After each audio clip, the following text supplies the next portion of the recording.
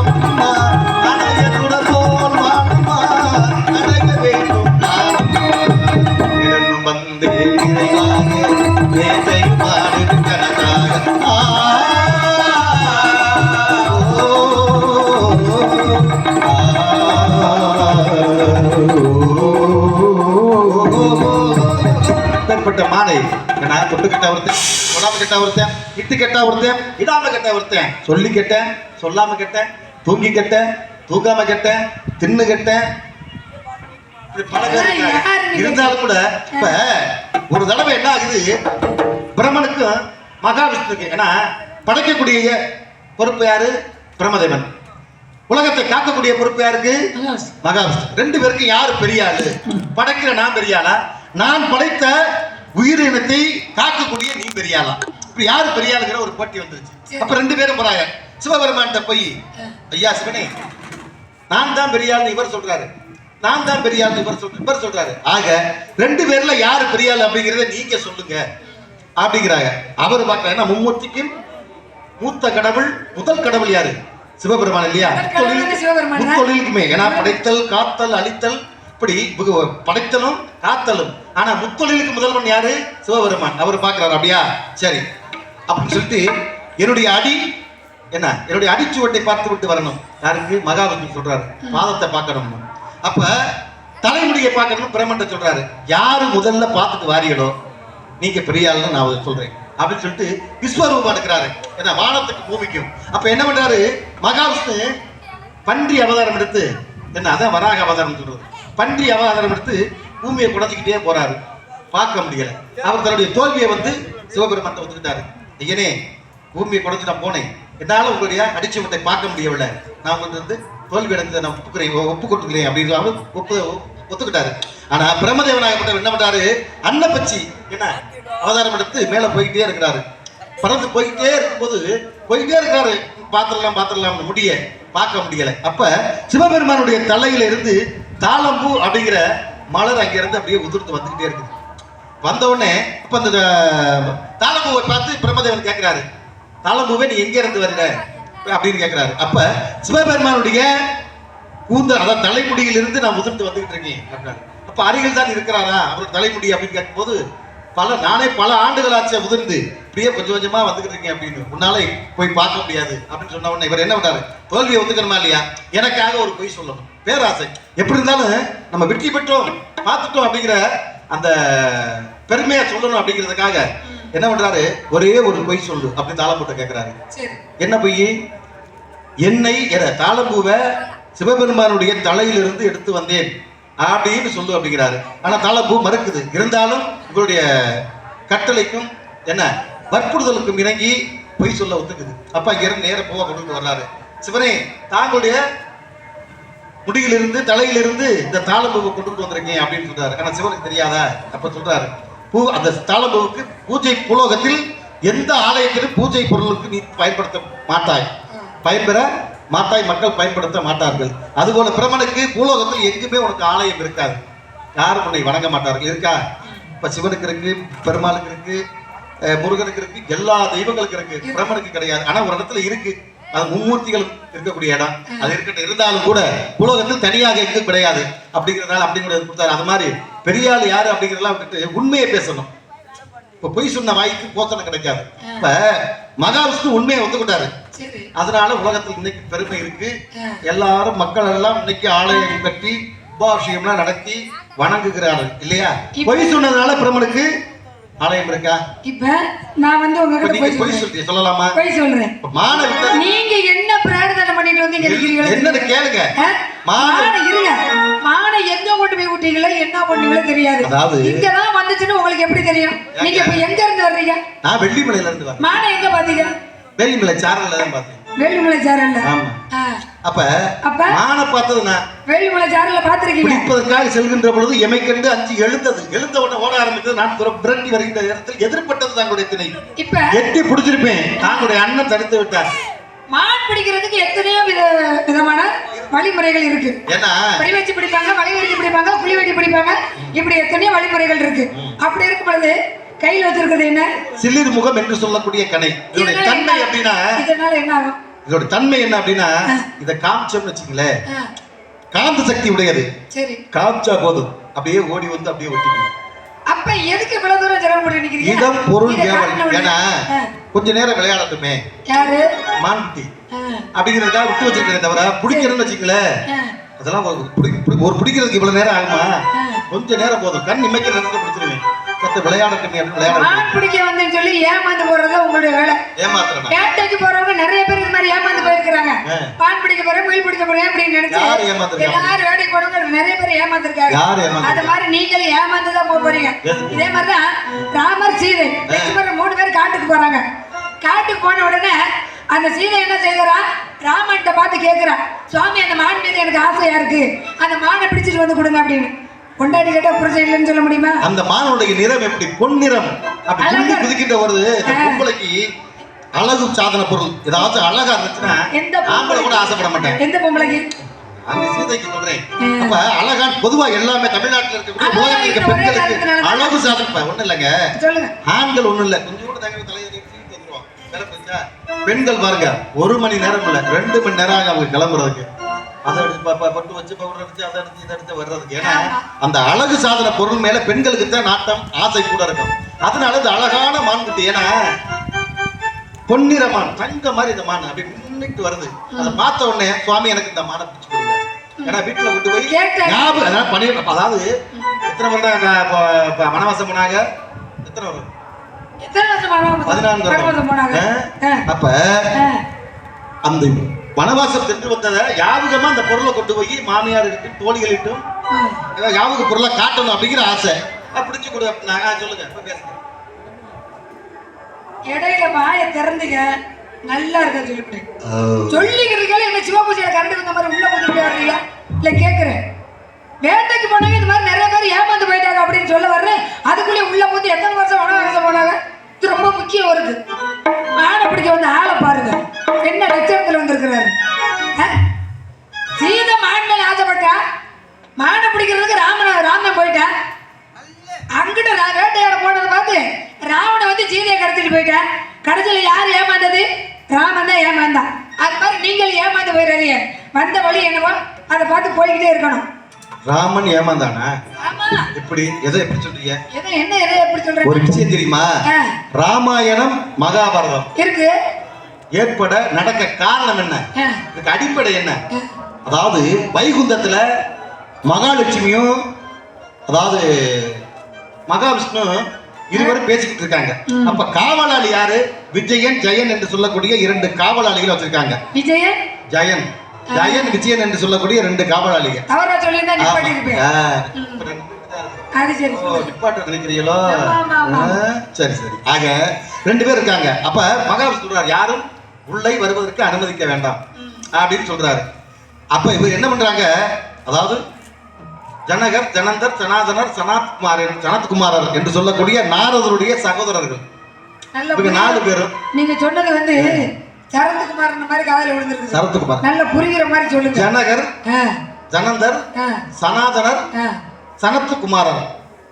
சரத்குமாரர் சரத்குமார் இல்ல நான் அப்படிதான் தெரியுது. கேக்குது உங்களுக்கு கேட்க தெளிவா பேசணும்.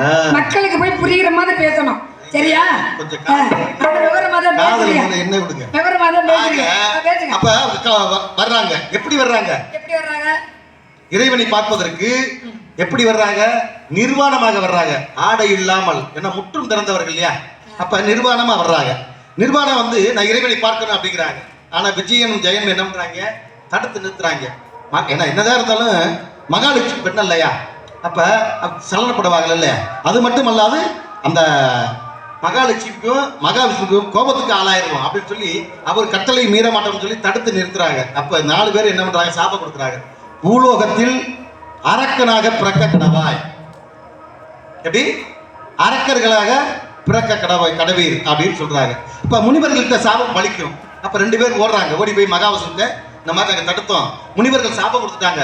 முனிவர்களுடைய சாபம் பலிக்கும். அதுவே அதுக்கு உபாயம் நீங்க தான் சொல்லணும் அப்படின்னு கேட்கிறாங்க. அப்ப மகாவிஷ்ணு என்ன சொல்றாரு? 4 பிறப்பு எடுத்து என்ன எனக்கு பகைவர்களாக எம்மை வந்து அடைவீர்களா? நான் வந்து ஆட்கொள்வேன். உலோகத்தில் மனிதனாக பிறந்து அல்லனா 7 பிறப்பு பிறந்து எனக்கு நண்பனாக வருகிறீர்களா அப்படின்னு சொன்ன உடனே 2 பேர் என்ன பண்றாங்க? ஐயோ 7 பிறப்புலாம் எங்களால இருக்க முடியாது. பூலோகத்துல 4 பிறப்பு போதும் அப்படிங்கிறாங்க. அதனாலதான் யாராரு? இரணியாச்சன் இந்த விஜயன் ஜெயனும் பிறக்கிறாங்க. அப்புறம் சொல்லுங்க. ராவணன், கும்பகர்ணன். அப்புறம் என்ன தெரியாது? நீங்க சொல்லணுமா இல்லையா? படிச்சிருக்கீங்களா படிக்கலையா?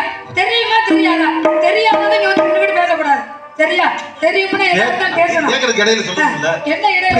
3 அதாவது இருங்க. நீங்க வாத்தியார். துரியோதனன், துச்சாதனன். இல்லங்க ஒரு விஷயத்தை பேசினா அதாவது எப்படின்னா வாதி பிரதிவாதி. நீங்க சொல்லணும், நான் பேசணும், நான் சொல்லணும், நீங்க பேசணும்ல. உங்களோட என்ன எப்படின்னா சவுடால திமுறா பேசுதே இந்த பிள்ளைக்கு இது தெரியுமா தெரியாதான்னு சோதிக்கிறீங்களா? கேக்குறேன். ஏன் உங்களுக்கு அப்படி போகுது? என்ன அப்படி போகுதுன்னா என்ன அப்படி போகுது சொல்றீங்க? அப்புறம் என்னன்னா நீங்கள் பேசணும்ல. சரி, இப்படி ஒவ்வொரு அவதாரத்திலையும் ஒவ்வொரு அவதாரம் எடுத்து இவர்களெல்லாம் ஆட்கொண்டாரு. புரியுதுங்களா? அது மாதிரி காவல் காத்தேன். 2 பேரு பாருங்க. வந்திருப்பது முனிவர்கள் என்று சாபம் கொடுப்பார்கள் தடுத்தால் அப்படின்னு தெரிஞ்சு கூட அவன் காவல்ல கண்ணு கருத்துமா இருந்தேன். நீங்களும் தான் காவல்ல போட்ட விட்டுட்டு மானுகள்ல நீங்க வேற தேடி போங்க. காவல் லட்சணம்.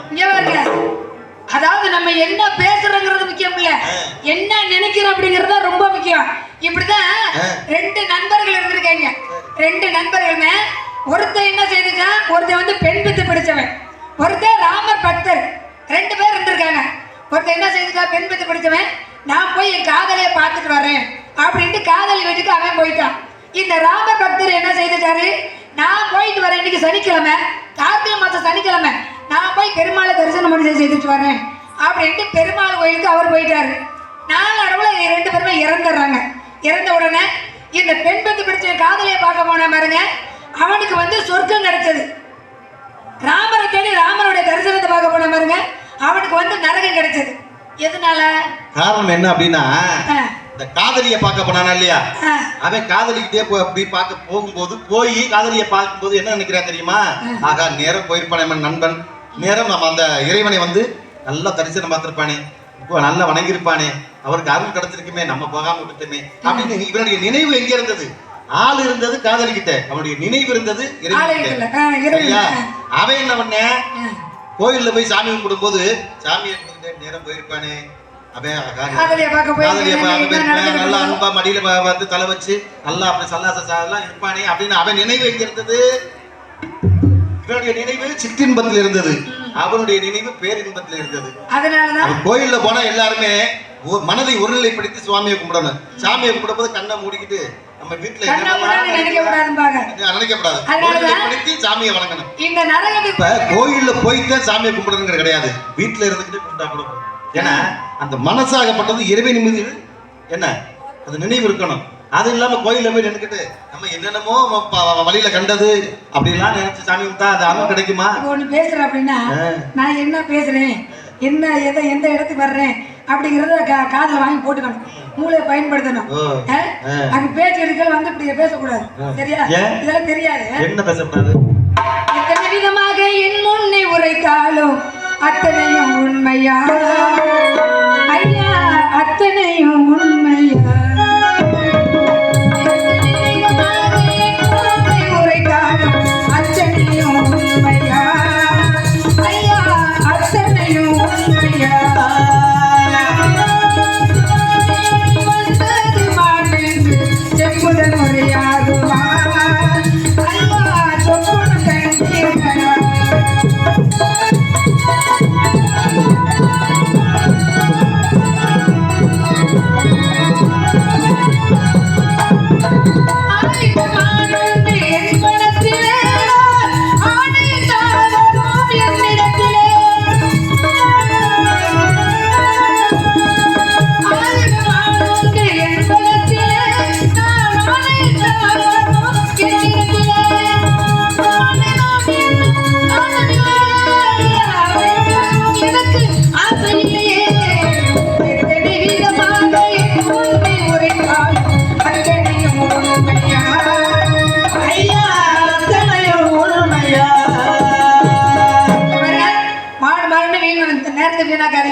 எனக்கு வேலை கிடக்குது, நிறைய வேலை நான் போகணும்.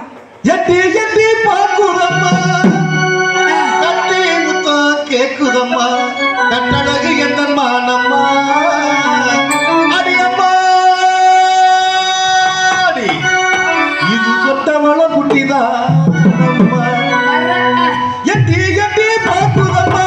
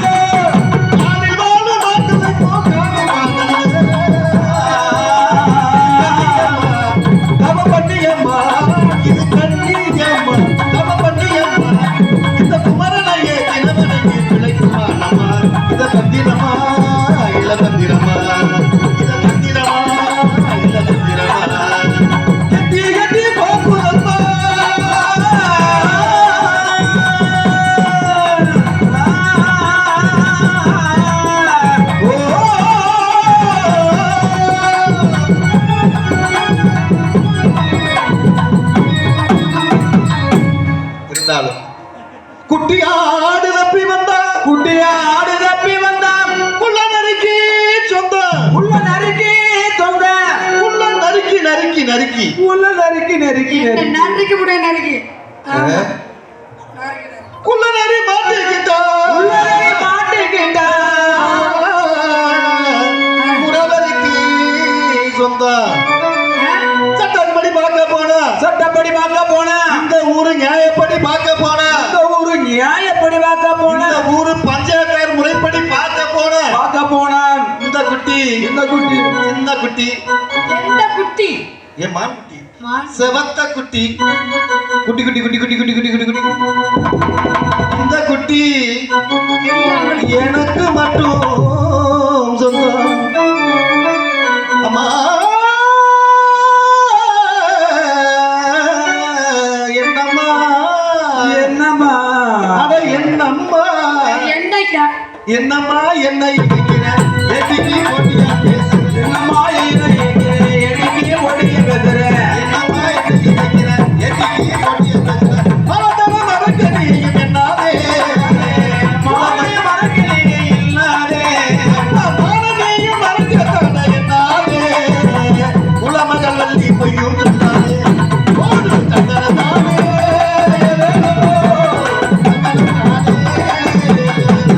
ஓடு தந்தனதானே என்னோ தந்தனதானே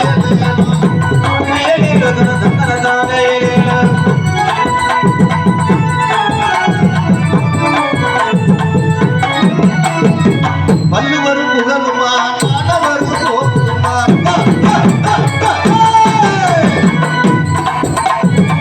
வள்ளுவரும் புகழுமா மாணவரும் போக்குமா எவரெல்லாம் போற்றி புகழும் கவரிமா எவரெல்லாம் போற்றி புகழும் கவரிமா தேடி வந்த இப்ப இங்க ஒன்னா ஓடு தந்தனதானே ஏலோ தந்தனதானே ஏலோ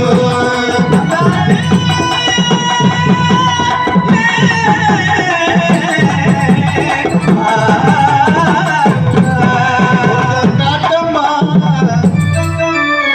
கொஞ்சம் நீ காட்டம்மா என்னத்த உள்ள வந்து காட்டம்மா என்ன தெளிவா சொல்லுங்க இல்ல மான் குட்டிய அந்த மான், என்ன அந்த விஷயம்னா, மான். பாருங்க அதாவது உள்ள இருக்கிற மான் குட்டி நீங்க பிடிச்செல்லாம் தர வேண்டாம், வேற ஆளுக்கு கேட்க மாட்டேன். நீங்க உள்ள வந்து மான் கிட்ட அப்படி ஒரு கண் அசைவு அந்த இருக்கு பிடிச்சிக்கங்க அப்படின்னு கண் அசைவு மட்டும் காட்டுங்களேன். கண்ணை மட்டும் அப்படி அமைச்சா எப்படி பிடிப்பேங்கிற நான் ஒரு தடவை பிடிச்சேன்னு வச்சுங்களேன், ஆ, நீங்க என்ன நினைப்பீங்க தெரியுமா? நான் ஐயோ.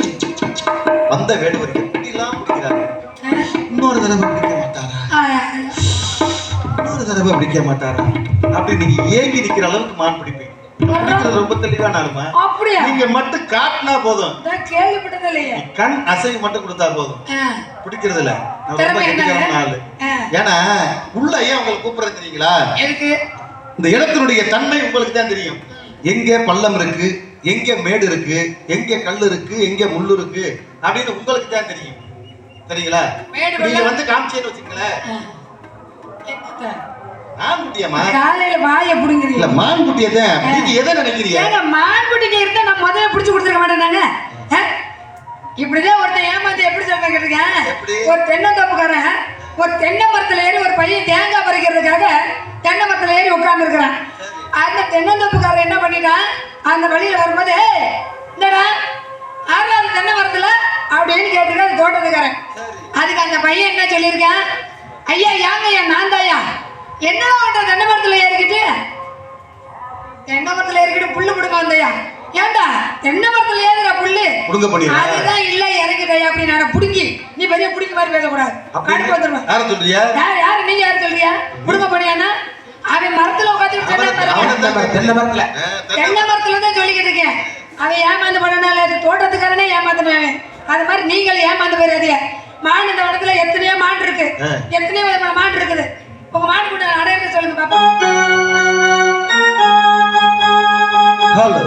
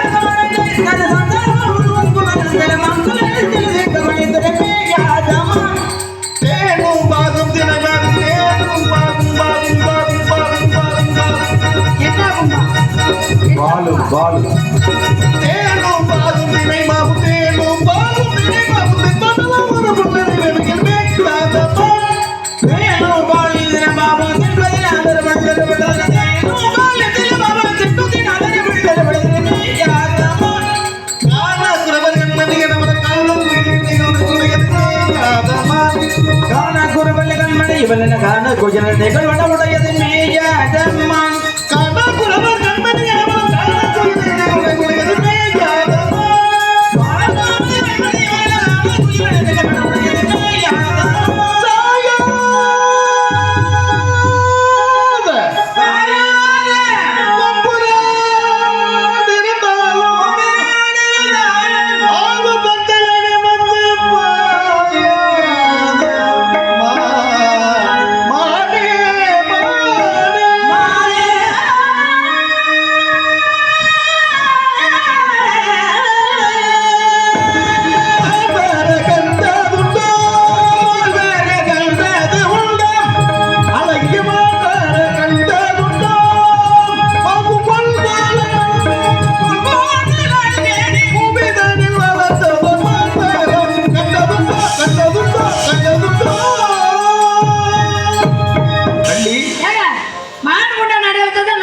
மானையா தேடி வந்தேன். நீங்க பின்ன வரைஞ்சிட்டு இருக்கீங்க. நான் இத்தான் தேடி வந்தேன்.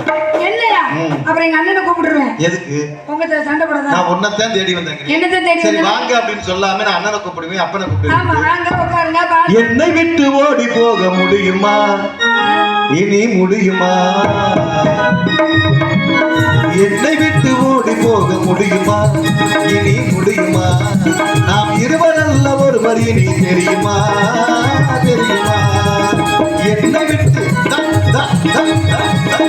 என்னை விட்டு ஓடி போக முடியுமா? முடியுமா? நாம் இருவரல்ல ஒருவர் இனி தெரியுமா? தெரியுமா?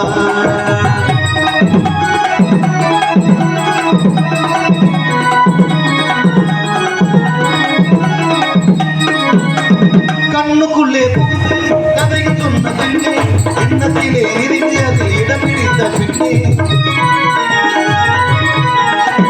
கண்ணுக்குள்ளே புகுந்து கதைகள் சொன்ன பின்னே எண்ணத்திலே இருந்து அதில் இடம் பிடித்த பின்னே எந்த நன்மை தந்தை சம்மதித்த பின்னே எந்த நன்மை தந்தை சம்மதித்த பின்னே அன்பின் தன்மையை அறிந்து கொண்ட பின்னே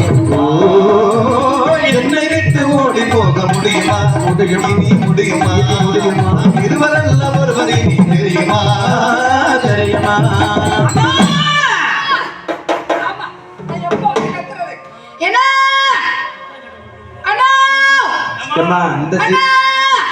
இவராமன் பார்மாயம்மா அவர் வேட்டை மான் தேடி வந்தேன்னு சொன்னார்ல, அவர் மான் தேடி வரலையா? அவர் என்னதான் தேடி வந்தீங்கிறாரு? ஆமா யாருன்னா அவரு? யாரா இருக்கா அவரு? யாரா இருந்தாலும் பரவாயில்ல, பயப்படாத. சரி நம்ம குலக்கல் இருக்கார்ல, ஆமா இவனை வேண்டு எல்லாம் நல்லதே நடக்கும் அப்படிங்கிறீங்க. சரிண்ணா சரி.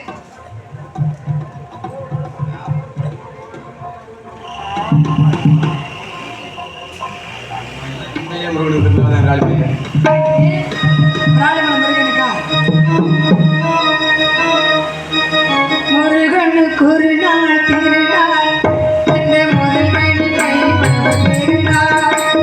முருகனுக்கு ஒரு நாள் திருநாள், அந்த முதல் மணி திருநாள். கடவுளுக்கு ஒரு நாள் திருநாள்,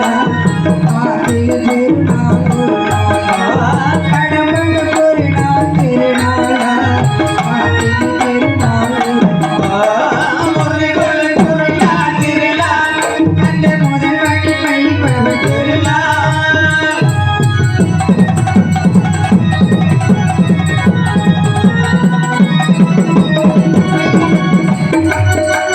வைகாசி விசாக திருநாள், அந்த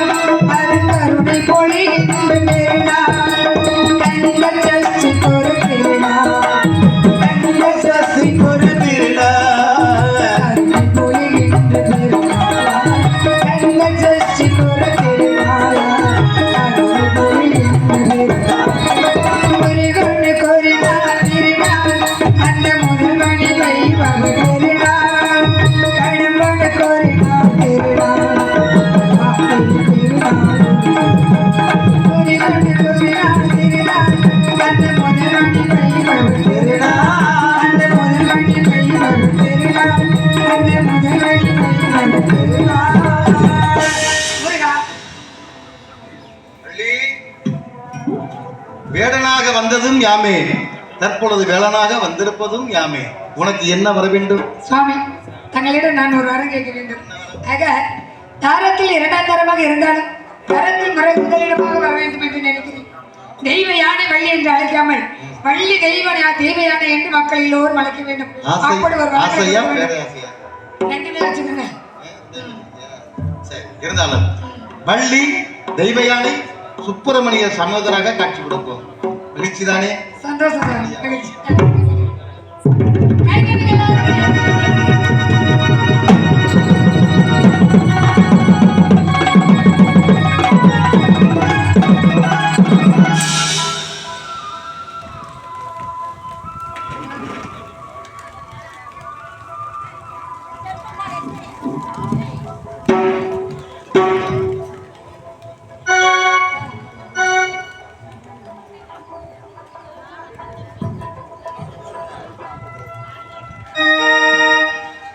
பசுமை பசுமை நிறைந்த நினைவுகளே,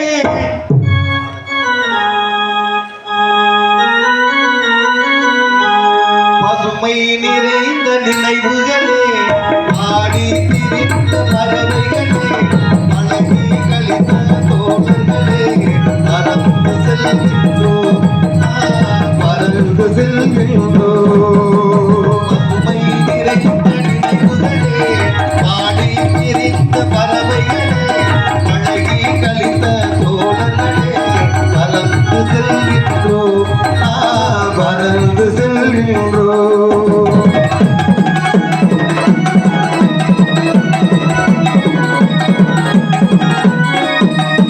உறங்குகள் போலே மரங்களுக்கு தாவி திரிந்தோமே,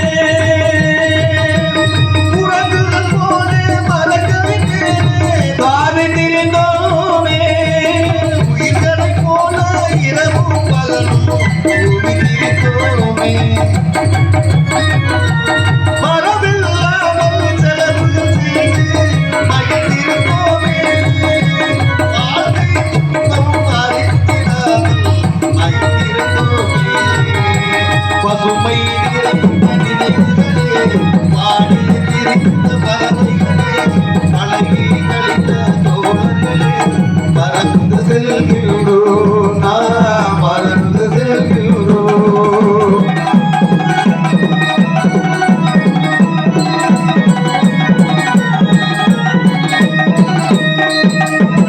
எந்த ஊரில் எந்த நாட்டில் என்று காண்போமோ, எந்த ஊரில் எந்த நாட்டில் என்று காண்போமோ, எந்த ஊரில் எந்த நாட்டில் என்று காண்போமோ, அந்த நாளில் இந்த நாளை அகிர்ந்திருந்தோமோ,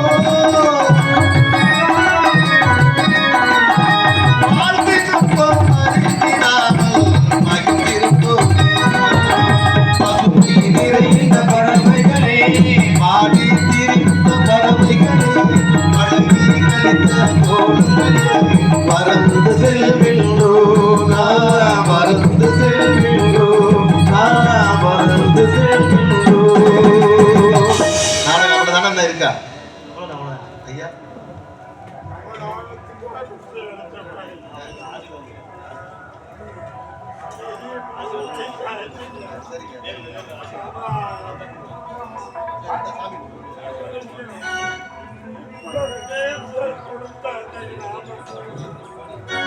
நாடு செழிக்க வேண்டும், நல்ல மழை பெய்ய வேண்டும், நாடு செழிக்க வேண்டும், நல்ல மழை பெய்ய வேண்டும், ஊரு செழிக்க வேண்டும், ஆனந்தங்களே ஊரார்கள் வாழவே. பட்டி பெருக வேண்டும், பாவனம் பொங்க வேண்டும், ஆனந்தங்களே அதிபதியே வாழ்த்துகளே.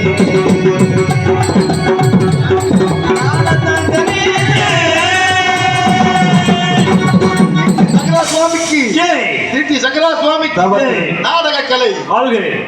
நடிகரில் உங்கட்டு ஒருபடி சரணம், திருவடி சரணம். ஊர் மக்கள் எல்லாம் வாழ்க வளர்க வளர்க. இதுவரையிலும் எங்களது நாடகத்தை கண்டு ரசித்த ரசிக பெருமக்களுக்கும், இந்த வாய்ப்பினை வழங்கிய ஊர் பெரியவர்களுக்கும் ஊர் முக்கியஸ்தர்களுக்கும், எங்களுக்கு சென்ற முறையிலே ஒளி அமைத்துக் கொடுத்த ஒளி அமைப்பகம்